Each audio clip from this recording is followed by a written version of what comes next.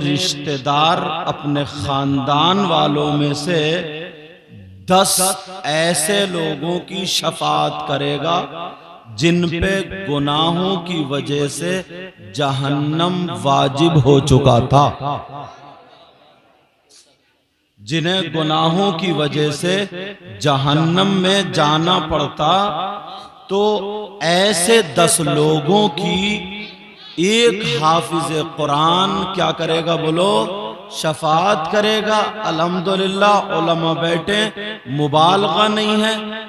जिन हुफ्फाज की पहचान बताई गई है वो निशानियां, वो पहचाने हाफिज व कारी मोहम्मद गुलाम जाबिर साहब के अंदर पाई जाती।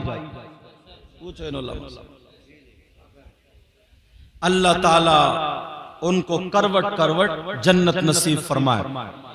अब मुझे जो बताना है, आप लोग इलाके भर से आए हो, तो मैं चाहता ये हूं कि कुछ छोटी छोटी बातें आप तक पहुंचाऊं और मैं खुद भी इस्लाह करूं और आप लोग भी इस्लाह करें। बोलो, सुनना चाहते हो? मैंने जो कुरान की आयत पढ़ी है इसका मफहूम सुनो। इसका मफहूम यह है कि जो हम और आप गुनाह करते हैं, दूसरी तरफ नेकी करते हैं, तो छोटी सी नेकी को भी छोटा ना जानो। अगर अल्लाह की बारगाह में वो कबूल हो गई, मकबूल हो गई, तो तुम्हारी नजात का जरिया बन सकती है। और वहीं पे ये भी है कि छोटे से गुनाह को भी छोटा ना जानो। अगर उस पे पकड़ हो गई तो सारी चीजों को ये छोटा सा गुनाह ले डूबेगा। समझ में आ रही है? ये उलमाए किराम बैठे, अब जरा अपने ऊपर गौर करें, तवज्जो करें, देखें अपने नजरियात को, गौर करना, तवज्जो करना। छोटी छोटी बातें उठाऊंगा, हदीस और कुरान के जुमले दूंगा इंशाअल्लाह। उलमाए किराम यहां पर जलवागर है, मगर हर इंसान के पास दिल है और सीना है।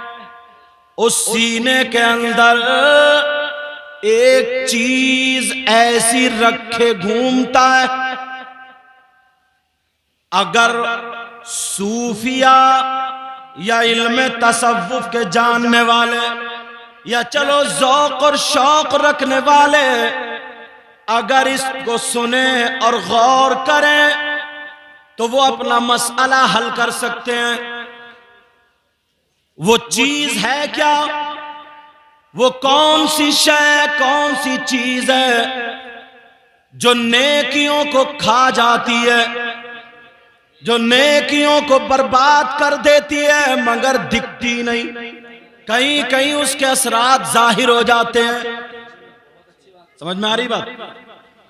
और शैतान हर तरीके से पंजा मारता, घेरता है कि ये अच्छे रास्ते पे क्यों चल रहा है, इसको पकड़ो।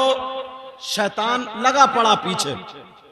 समझ में आ रही बात? वो कौन सी चीज है, जरा प्यारे सुनो। वो है हसद। क्या है? बोलो। गुरूर, तकब्बुर, घुमंड, जलन, हसद, ये ऐसी बीमारियां हैं। हदीस शरीफ में इसका जिक्र आता, नबी फरमाते हैं हसद को आका ने उस तरह कहा है। क्या कहा? बोलो। उस तरह क्या होता था? पहले एक हथियार होता था जिससे बाल बनाए जाते थे। समझ में आ रही? हाँ, अभी भी अब तो रेजर वगैरह क्या क्या चल रहा है, समझे? स्टाइल बदल गया। पहले वो चमड़े से या पत्थर से या रेती से उसे तेज करते थे, तो फिर सर मूंडते थे। खतरनाक। नबी ने उसको उस तरह फरमाया। सहाबा ने अर्ज किया, आका ये उस तरह क्यों कहा? तो आका फरमाते हैं ये वो उस तरह नहीं है जो बालों को मूंड देता है, जो बालों को हलाक कर देता है, सर से बाल खत्म कर देता है। हसद वो उस तरह है जो दीन और इस्लाम को बर्बाद और हलाक कर देता है। ये तशरीफ फरमाई क्या कर देता है। आप जरा देखो, गौर करो, कितना हसद इंसान के अंदर। हाजी जी है मगर हसद भरा हुआ, नमाजी है मगर हसद भरा हुआ, मौलवी है मगर हसद भरा हुआ, हाफिज व कारी है मगर हसद भरा हुआ, पड़ोसी है हसद भरा हुआ, किसी का मकान अच्छा बना इसके पेट में दर्द हुआ। ये सारी बातें आप देख सकते हैं। यहीं तक कि हसद की बिना पर इंसान किसी की अच्छाई करना तो अलग रहा, सुनना भी गवारा नहीं करता। सुनना भी गवारा नहीं करता है।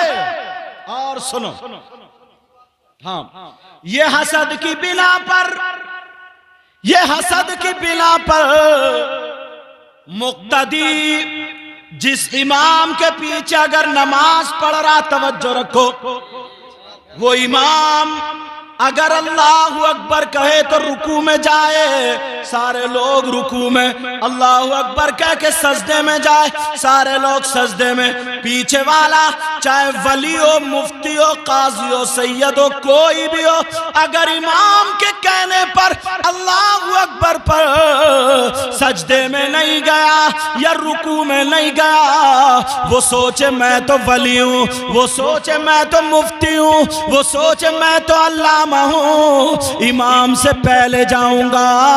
तो प्यारे सुन लो, शरीयत मुस्तफा ये कहती है अगर इमाम से पहले चला गया तो मुफ्ती होगा, अल्लामा होगा, कितना ही बड़ा मुत्तकी परहेजगार होगा, इमाम से पहले गया तो तेरा ये सजदा मकबूल नहीं बल्कि मरदूद है।